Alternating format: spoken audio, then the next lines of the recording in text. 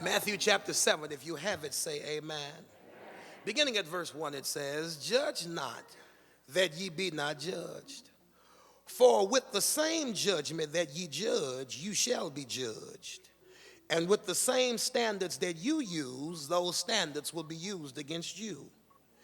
And why is it that you're looking at the speck that's in your brother's eye and not taking into consideration the beam that's in your own eye?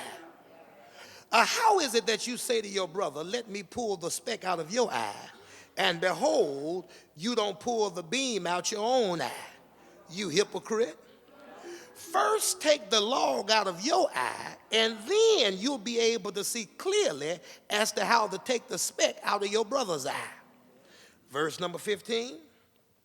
"Beware of false prophets, which come to you in sheep's clothing, but inwardly they are raving wolves. Ye will know them by their fruit. Do men gather grapes of thorns or figs of thistles?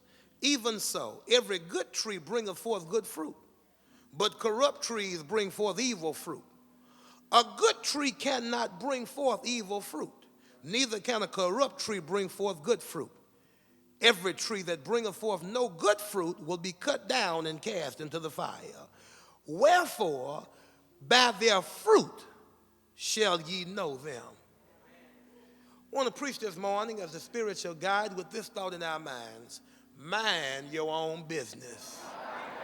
So here in this first teaching, Jesus begins to talk to them about something that is important to learn if you're going to walk in love and live in community. And that is, he said, you've got to learn how to not be judgmental. Now the word there for judge is a very interesting word, you all, in the Greek. Don't miss this now. It means to seek the power to manipulate and oppressively control in the name of concern.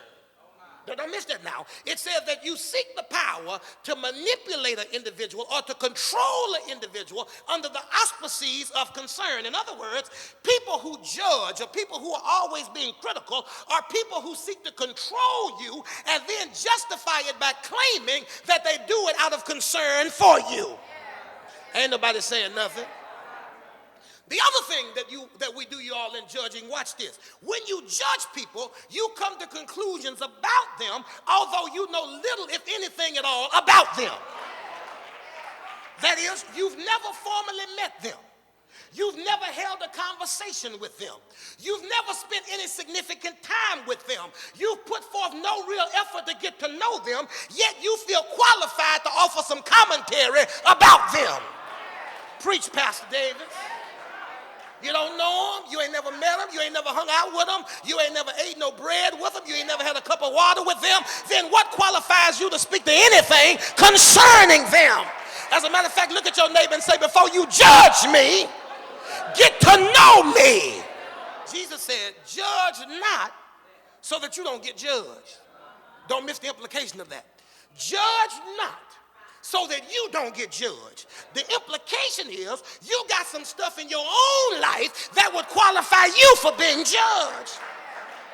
And if you don't want to be brought up on charges, be careful about who you levy charges against. Talk, Chris Davis.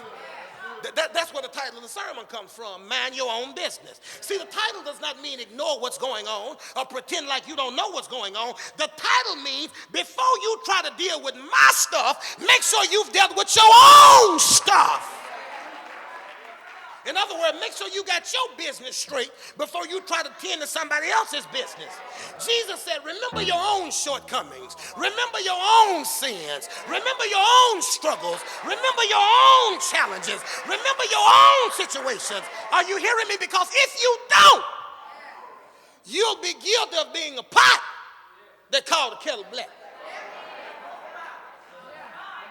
I told them this morning, listening to the 745 service.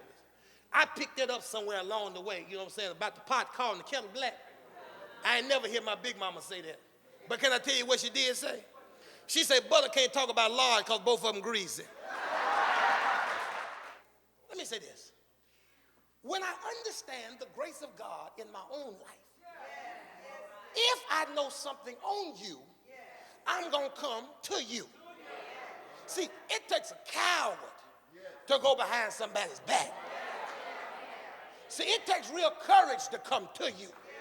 And when I come to you, I'm not coming to condemn you, but to help you face it so you can fix it. Hello? Because I love you too much to let the potential inside of you be destroyed by the devil.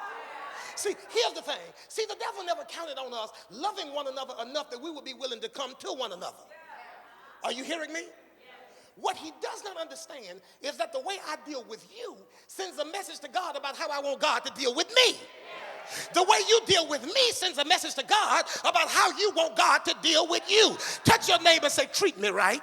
Touch your neighbor and say, treat me right. Because the way you deal with me communicates to God how you want God to deal with you. Tell him again, say, treat me right. The first thing, if you're not going to judge other people, the first thing is you've got to ask yourself, what do you see in the mirror? When you look in the mirror, what is it that you see?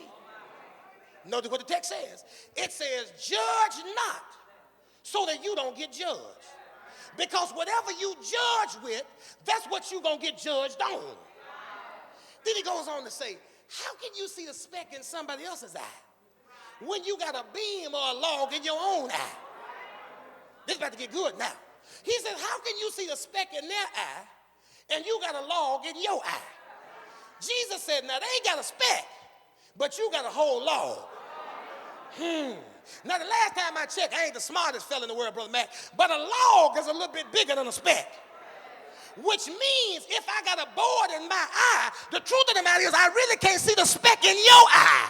Which means when I think I'm looking at your speck, what I'm really looking at is my own log. Hello, somebody. So, you have to pay $275 an hour for this in a counseling session. I ain't charging you nothing. I'm just asking you to pay your tithe. Hello, somebody. Here's what we do. We tend to criticize in others the things that really exist in us. In the world of psychology, they call that projection. Let the church say projection. That is, you see your own shortcomings, your own sins, and your own dislikes, and you assign them to other people, when in reality, it's really you that you don't like. Talk back to me in this house. See, folk who are always mean, always critical, can always tell somebody else what's wrong, is somebody who's really miserable in their own life. Are you hearing me? And I've discovered that haters will never allow for happiness to exist around them. If you really want to be happy, you better not ever hang out with folk that don't know what happiness looks like. Are you hearing me? I mean, come on now. If I can't find one good thing to say to you, and you, my brother, my sister in the Lord, it says more about my miserable life than it does about your dysfunction. Help me now. And when you project and assign your stuff to somebody else, it is then a short step to the assumption that if I continue to draw attention away from your mess and towards somebody else's mess, nobody will look closely at my mess. I can't get no help in here. See, that's why we do it. Because the whole idea is to take the spotlight off of you and put it on somebody else. And you think if they're steady watching somebody else, then they won't be looking at you. Let me rush to tell you. Not only will they know about somebody else, but they'll know about you. And while they won't discuss you with you, as soon as you leave, they're going to discuss you with somebody else. And a beam are made of the same compound. See, that's the other reason I can't judge you, is because I'm dealing with the same stuff. Hello, somebody. I'm no better than you. I'm no holier than you. I don't care what my title is. I don't care what my degree says. I'm no more perfect than you, because a beam ain't nothing but a whole bunch of specks packed together. Hello, somebody. Which means if you got a speck and I got a beam, we still both got some wood in our eye. Ain't nobody talking to me. Tell you why somebody here ain't saying that right now. I'm going to tell you why. That's because we like to label certain things and then assign value to people based on the label. But the devil is a lie. A person who is struggling with their sexual identity ain't no worse than a drunk deacon or a pimping preacher.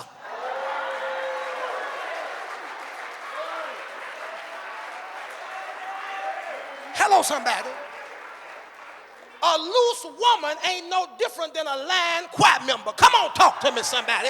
See, we like to qualify sin, but I wish I had somebody. Whatever it is, whatever it looks like, if it ain't pleasing to God, it's still sin. something else in the text. It's right there. It's right there. It's right there. It says, your misery can become your ministry. Somebody should have said something right there. The text suggests that your misery can become your ministry. Watch this, watch this, watch this, watch this, watch this. One of the things that we do in the church, I don't know why we do it. It doesn't make good sense to do it, but we do it anyway. One of the things that we do in the church, especially when we're going through something, is that we try to find people that we think are perfect. We say, let me find somebody that's got us all together. Let me find somebody who ain't never done anything, and maybe they can help me with what I'm dealing with. But watch verse number 5. Jesus does not say don't deal with the speck in their eye. He doesn't say that. I wish I had somebody. He never says don't deal with it. He said don't judge. Watch the text. He says first, let the church say first. He said first, take the beam out of your eye. And then when you've dealt with what you're going through, it now deputizes you to help somebody else with what they're going through. So Jesus says, in order to minister to other people, the first thing you've got to do is admit you got some stuff. Deal with your stuff. And then let what has made you miserable become your ministry to help somebody else. What has been your embarrassment, allow that to become your empowerment. Y'all ain't getting it, y'all ain't getting it, y'all ain't getting it, y'all ain't getting it. See, my experiences, what I have overcome is what gives me authority to speak into your life about what's trying to overcome you. In other words, it's your struggles that qualify you to speak to somebody else's struggles.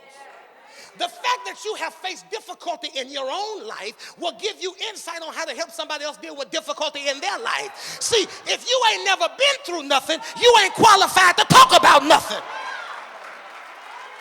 Are you hearing me? See, challenges in your own relationship qualifies you to talk about somebody else's relationship.